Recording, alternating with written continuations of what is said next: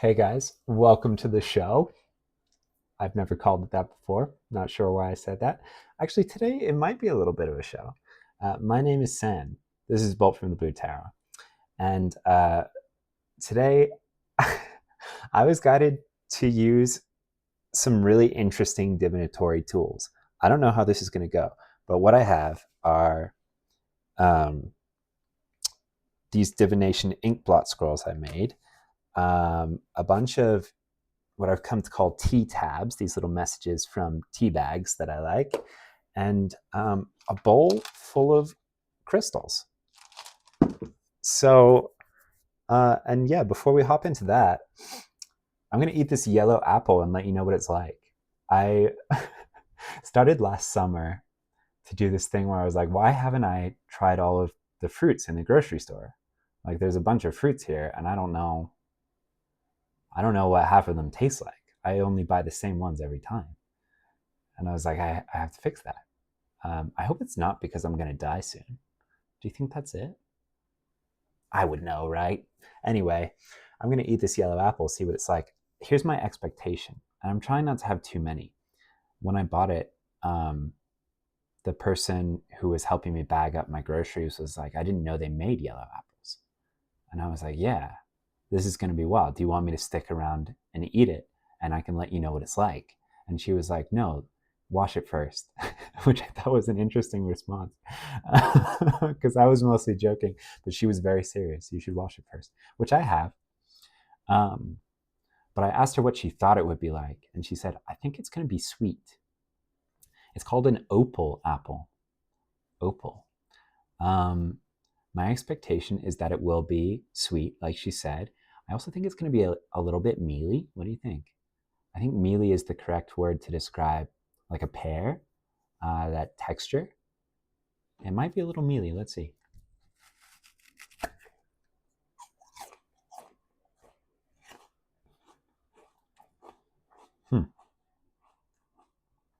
That's a really good apple. Oh, wow. Okay. I mean, this pretty much tastes like most of the apples that I usually buy. It's not mealy, by the way. This is a really solid apple. It is sweet, but not overly so. It maybe is not as tart as I tend to prefer. Like, here, let me just tell you the apples that I like, and you can tell me, you can tell yourself whether or not you value this guy's opinions about apples. I like a Fuji. That's probably my favorite kind of apple. Um, and I like Granny Smith. So yeah, that might discredit me in some of your eyes. But I also like a Gala. Gala? Uh, I'll settle for a Gala apple. But you know what? Opals, those are on my list now. Anyhow, I hope you enjoyed that apple review. Next time you're at the grocery store, look for some fruits that you haven't tried before. Many of them are not expensive, and many of them are surprisingly delicious. Okay. We doing these? Like, yeah, surprisingly, you didn't cover it with the apple. Fair enough.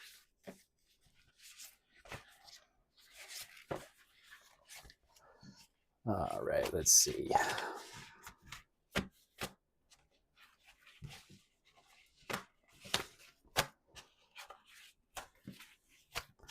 Still haven't really figured out how to shuffle these. That'll do, though. Let's see what we got. What wants to be pulled today?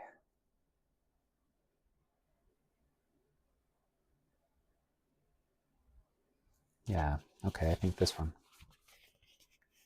Ooh. Any more from here? You going straight into this, or do you want any of the other weird stuff first? Weird stuff? Oh, you want some crystals? Okay, I'm here for it. Let's get weird. I don't know. Close my eyes and do I shuffle the crystals? I guess I'm going to shuffle the crystals. I'm going to close my eyes, guys, and I'm going to shuffle the crystals. Um, and then I'm going to choose one. What are we doing here? Two? One. Okay, yeah, we're going to choose one. So yeah, welcome to Bolt from the Blue Tarot. If you're new here, do like, subscribe, comment, all that good stuff, so you can see more of this kind of strangeness. This one?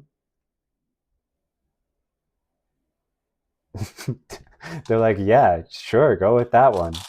We just want to see what you do. All right. Here we have an amethyst. A beautiful little, do they call this dogtooth amethyst? When it has that white in there. In any case, very lovely. Some people associate amethyst with the third eye chakra, some with the crown chakra. But it's a psychic crystal, and it's good for psychic protection as well. It's also very calming energy, like think lavender kind of vibes. Okay. We have one crystal in a scroll. Do we want more crystals? Okay, more crystals apparently. You guys want to choose one? Okay, I'll choose another.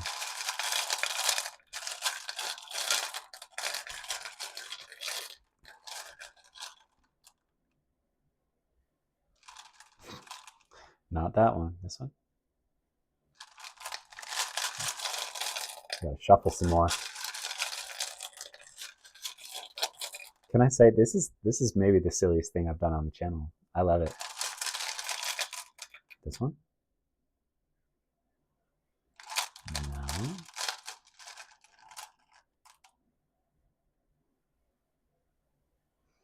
It's a little bit of needle in a haystack energy. Another amethyst. Oh, that's funny.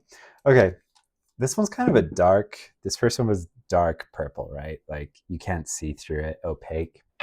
This one is a very light, I don't know what I'm doing describing these. It's very light purple. Amethyst is a kind of quartz.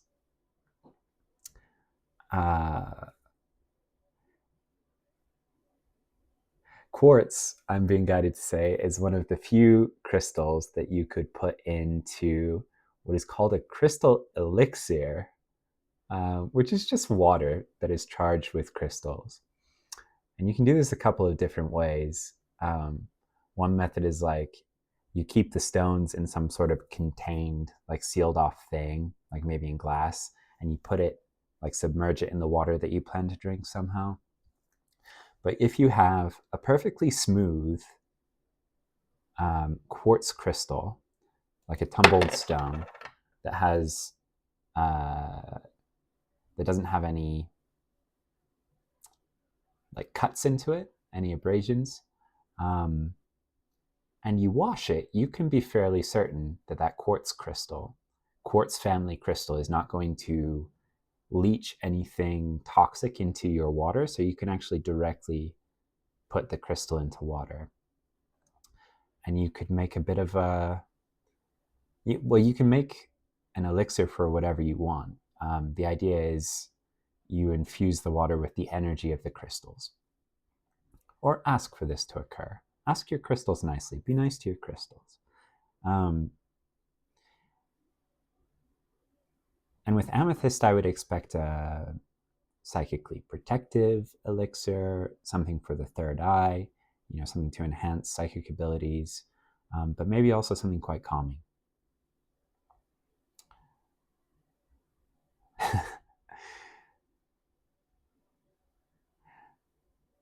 Something else I do, because I have a lot of like little tumbled amethyst pieces. That's one of those that I bought in, not bulk, but like a multi-pack, I guess. As a result of, I think amethyst is one of those crystals that has a lot of different uses. And each crystal, in my opinion, has its different skill set. And sometimes it falls within what you would read in a book to be the crystal's attributes, strengths. And sometimes it's a little bit outside of it, what I wouldn't expect. And you're like, Sam, how do you know? Well, I hold them in my receptive hand and I just kind of ask like how they would like to partner with me. And I find that some stones, even within the same, like two different amethyst stones might want to partner in very different ways. They might want to contribute to my spiritual journey in different ways. And they want to contribute their own skills, right? They don't want to just be told to do something that you've read in a book that they're supposed to be good at.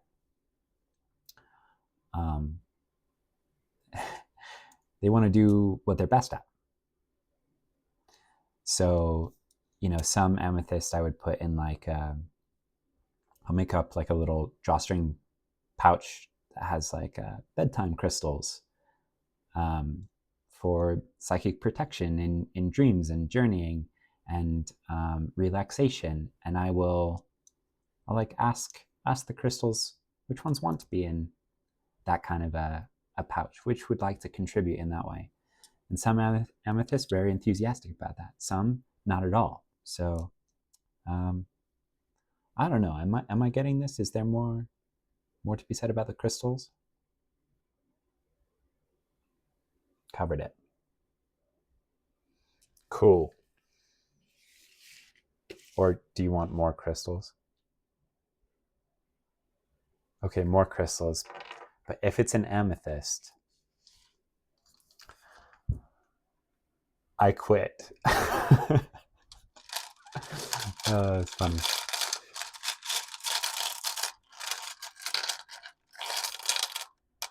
This one? Is that a yes? No.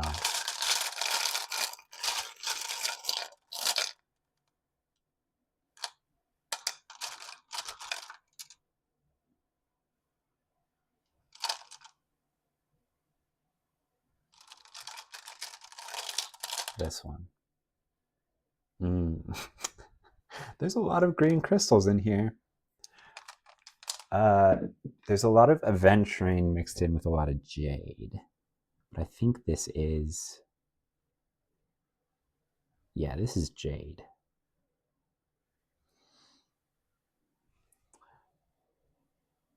You just want me to talk about jade? Heart chakra?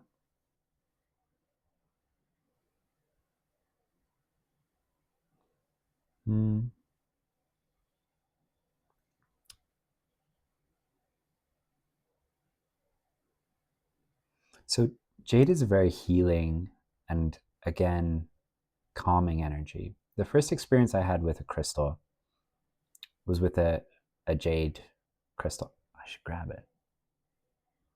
I actually don't know where it is. It's a circular piece of jade with a small hole drilled in the middle. And a Chinese friend of mine gave it to me for safe travels and good luck. And jade is, you know, highly valued in China and has been for a long time. And they attribute a lot of qualities to jade. But jade was the first crystal where I was like, okay, I actually believe that crystals hold energy now and augment my own energy. It was the first one that I walked around with in my pocket, and I would like hold it.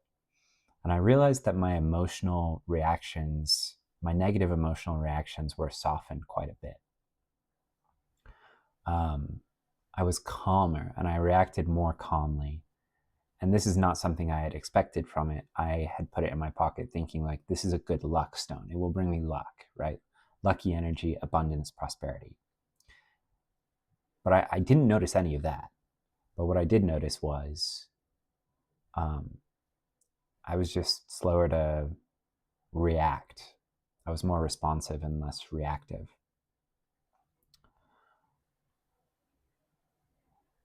It holds a very healing and calming energy,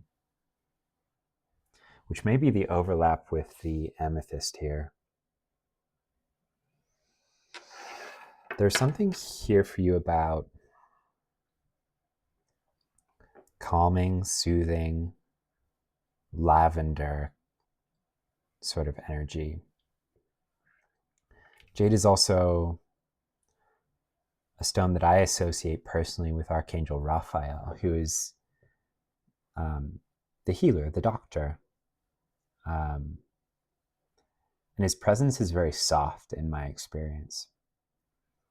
We think of archangels as big, like fiery energies, especially if we're thinking about Archangel Michael. But his is a very soft, gently humorous kind of energy I experience it as. But I like Jade for the association because he's normally, people are like, oh, he's like an emerald green, the energy of Archangel Raphael. And for me, it's more of this this soft jade green, this heart chakra energy green.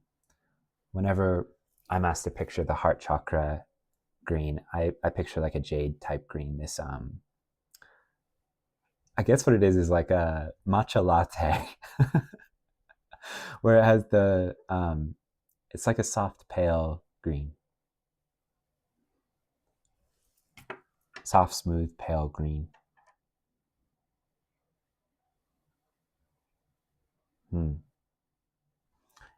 Anything else from these crystals? Other crystals?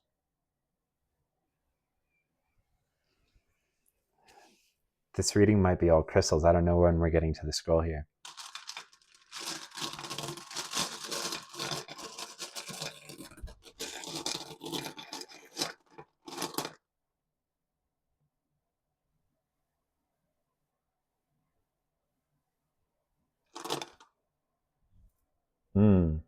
Okay. No, this is definitely about a calming energy. So this is bloodstone. I don't technically know what people use this for. I use it for, it's another heart chakra crystal. But I think they recommend it for like women on their periods. Just like softening the extremes, both physical and emotional, that come from that. It's a dark green, but it's also a soft energy, like a deep forest, is the energy I get from bloodstone. And I think it's also a receptive yin, like divine feminine energy.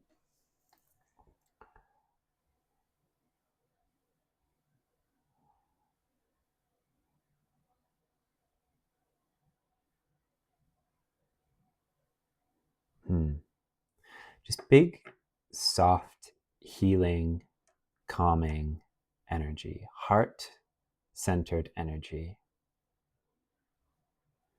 Whether it's coming from the heart chakra or the third eye,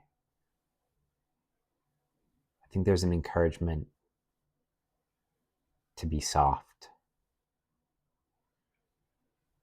to be heart-centered, to be calm,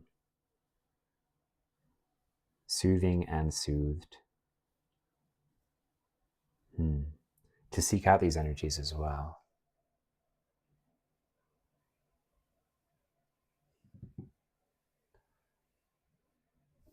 Any more crystals? Scroll.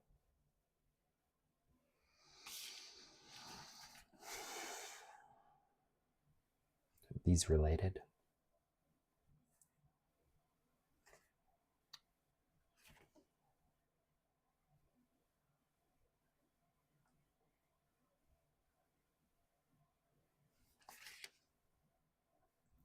All right, guys, I'm going to sit with this for a second. When I turn the camera back on, there will be less apple than there is now. I'll see you in a minute. All right, guys. We're back and better than ever. So let's talk Scry Scroll. I make these intuitively, and sometimes I make purposeful shapes and sometimes I don't. And I threw in some purposefully... the way that this came together was really interesting. I did throw in a couple of what you could call Christian symbols or like icons. So there's the fish down here, and then there's like the shepherd's... Do they call this a stave? Shepherd's crook? One of those curved staffs. So there was that, but then there's all kinds of weird other stuff that came out of it where, like, I don't know if you can see down here, these little crosses. I didn't make those, right? This is just a result of the pressing together. And then I don't know if you can see a person here with like the head. It's kind of like an anime character, some sort of like thing in their hair, and then clasped hands here in prayer. I didn't make that. So there's something here about, and not necessarily from the Abrahamic traditions, but something here about like casually seeking out prayer, because it brings you into this calming energy. And because of that, unexpected little miracles occur. Like these things in collaboration with the divine in this space where you're like, okay, sure, Sam, I'll say the magic words and I'll clasp my hands together. And all of a sudden you get put into a state of receptivity. And something comes through that you were not expecting, and that may be a little bit magical, a little bit miraculous is what I'm getting. Unexpected at the very least. But what will definitely come through, I can't promise what it will be for others, like for all of you, but it's going to be this useful calm, this feeling of like... So I grabbed Book of Psalms, and I know, just bear with me. If you're like, Sam, I will literally throw up in my mouth, just bear with me, because what I'm not trying to put you onto Christian, Jewish, any Abrahamic sort of prayer, but I am trying to get through a feeling that prayer conveys. And I do think that the most famous psalm actually sums up this feeling quality pretty well in some of its verbiage. So this is Psalm 23. And if you haven't heard of this one, this is the Lord is my shepherd, that one. But for me, it's like very new earth, this psalm. So bear with me. The Lord is my shepherd, I shall not want. He maketh me to lie down in green pastures. He leadeth me beside the still waters. And I think that people just breeze through this. But if you read it with the feeling that, the being made to lie down in green pastures, it's almost like that feeling of when you're really tired and you sink into bed, or like you're too sick to go to work, so you stay home and you just like get so comfy, you know? Is that feeling of like I am being made to I'm being made to take it easy, like to lie down in this green pasture in the sunshine by a force outside of my control that is higher than me, right? I think that spirit often speaks to us through our body. I think, especially through illness, if we have been pushing ourselves too hard, if we haven't been listening enough, if we haven't been meditating, praying, getting close to spirit enough, it's really a kind of dysregulation. I did not realize until sort of the past year that a spiritual connection is necessary for health. Some of you listening are like, well, duh, Sam, but I didn't get that until I got really, really sick. So don't let it get to that point. If you're being made to lie down in green pastures, just lie down, yeah? And there's a feeling that is like taking an L somehow, like there goes my productivity kind of a thing. But this actually, like, rest like it's your job is some encouragement here. Rest like you're being paid to do it, because rest is efficient.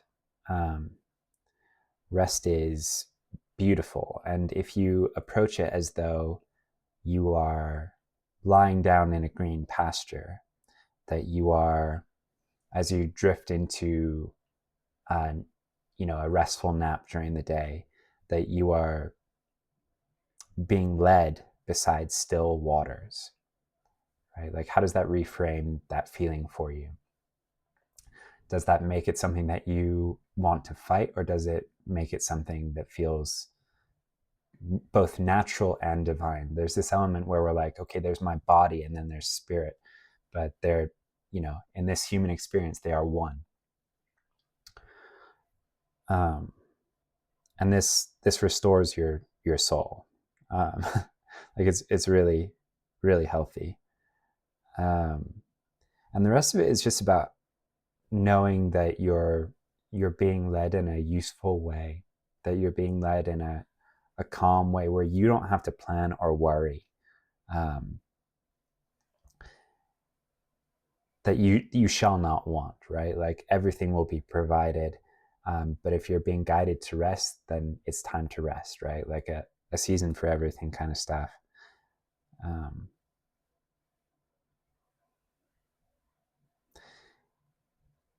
This is the psalm that includes my cup runneth over, which is always the Ace of Cups for me from the tarot. This kind of rest does lead to your cup running over.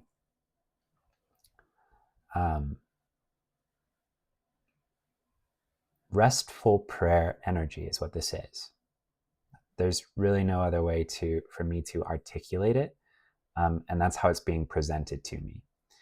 So it's this restful prayer energy that puts your trust and your decision making and your planning into the hands of the divine and says, I give this up, right? Like I give this up for now at the very least. Like, please lead me beside still waters. Please, lay me down in this green pasture, because I'm tired, right? And this can be a huge relief, but it's also this like laying down in a field of lavender kind of energy, this very soft heart energy, being taken care of and doctored by angels is the energy, right?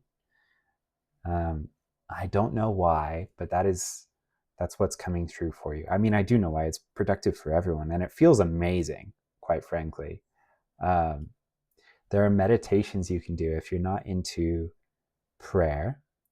I think a guided meditation is a really good halfway between, full on deep meditation and guided meditation still counts as meditation, and prayer, if it's the right kind of guided meditation. I check in the description box. I link a playlist that's an energy clearing playlist, but that has a few guided meditations with the archangels that might be useful to you. And let me just throw out there, if you're like, Sam, I'm about to click away with all this Abrahamic nonsense. I hear you. I was right there with you. If it helps, the archangels are non-denominational. So you actually don't have to be Christian or anything like that. They will help you regardless. And there's so much human faith fueled into the archangels that it allows them to come through very powerfully. That's my feeling anyway. Archangel Raphael in particular, because that meditation is it's 5 minutes, and it's being surrounded in the green, healing, jade energy of Archangel Raphael, which may be something you would benefit from right now. I don't know. Let's see if we can tie all this together with T-taps. Yeah. Okay.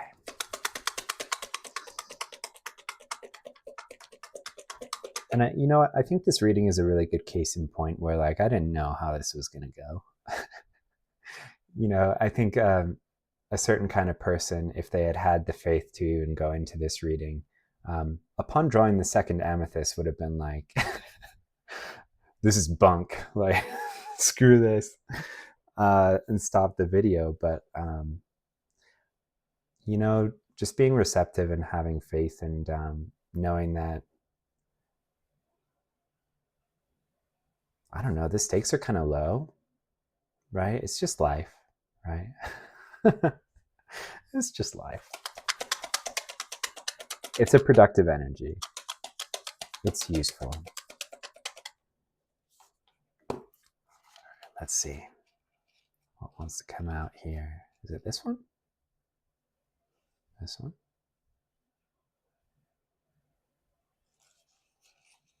Okay, I do think it is this one. The brightness of your being is generated from within.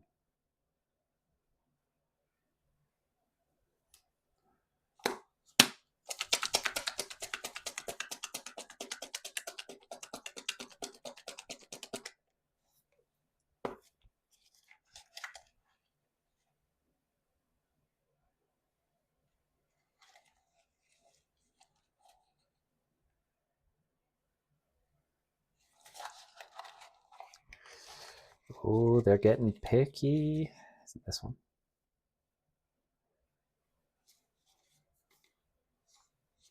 Top one, bottom one.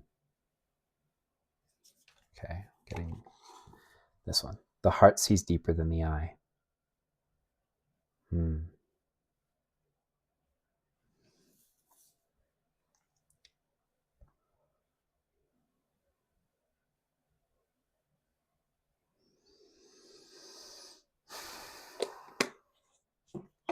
So,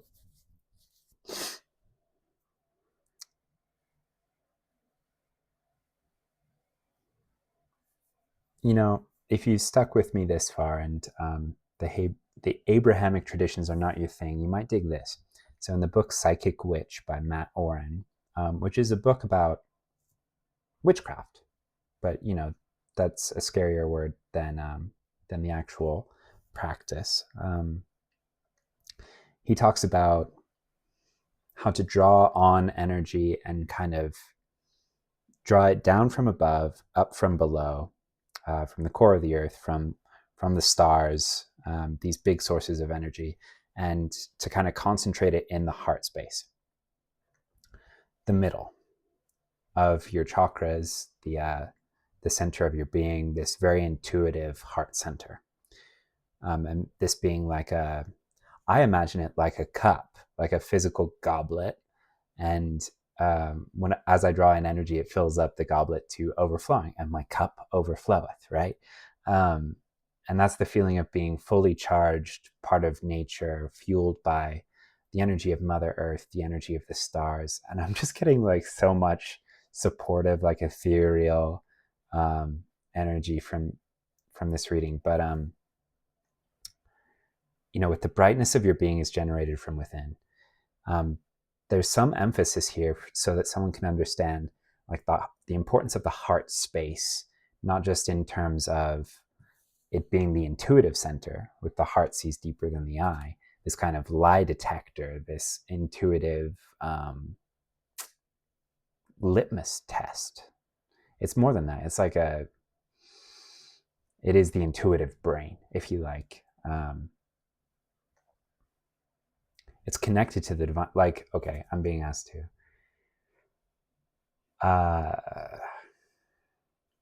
There's another video you might be interested in. Yeah, I'm getting big ups for this. So I have a playlist. I think at this point it's just called Spiritual Downloads, and it's a bunch of other YouTube creators' videos. But there is a talk, and this is again someone who does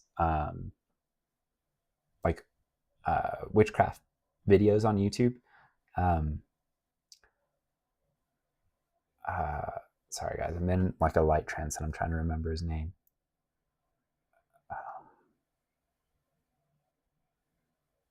Oh my god, he's like in my top 3 favorite YouTubers. Ariel Gatoga. So he has a lecture series, and one of these is called Finding the Kingdom of Heaven.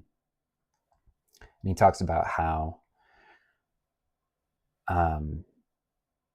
Jesus' lesson about seek first the kingdom of God, seek first the kingdom of heaven.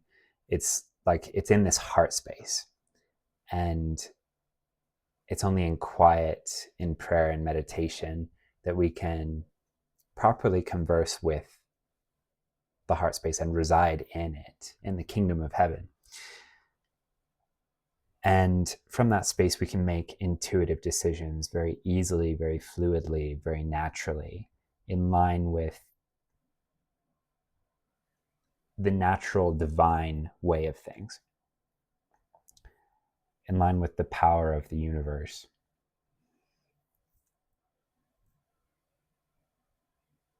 Because the heart sees deeper than the eye. This aspect of us that's connected to God, that connects the above and the below. And it might direct you to do things that don't make a lot of sense, but they are deeply intuitive, and they lead you towards this very efficient path that you could not have found via your own mind, right? You just couldn't have imagined this pathway through. And there might be a sense from the headspace where you're like, well, that isn't very elegant, but that's just your ego, right? That's your ego saying like, well, that's not the plan that I would have made. Mine would have been more complicated and would have looked good on paper. And this doesn't look good on paper, but in reality, it works with the natural laws. It works with all of these factors that you can't even predict or see yourself. And it will work so efficiently, like magic. It is magic. So, yeah. I think that's where all of this is leading you. Someone might have even been made sick so that they can sit in a space of quiet and of ease. Like sometimes if we don't seek out the kingdom of heaven, the kingdom of heaven lays us low until we find it. And this is just the path of least resistance. It's like, well, you weren't going to come any other way. So someone might have been made sick. I hope that's not the case. Just remember that this can happen. If we ignore the heart space for long enough, we will get sick. And it doesn't mean that anyone has triggered that. It just means that we might not be acting in ways that are in accordance with the order of the universe, like in accordance with the way of things is really what it is, like the Taoist concept of the Tao just is the closest concept within Taoism to God, and it just means the way things are naturally.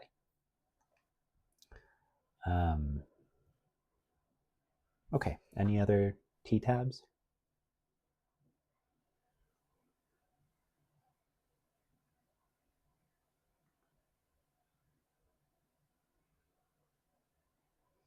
Okay, I think we're good. The essence of this has been communicated, and yeah, if you stuck with me for this one, thank you. This was a different reading, but you know,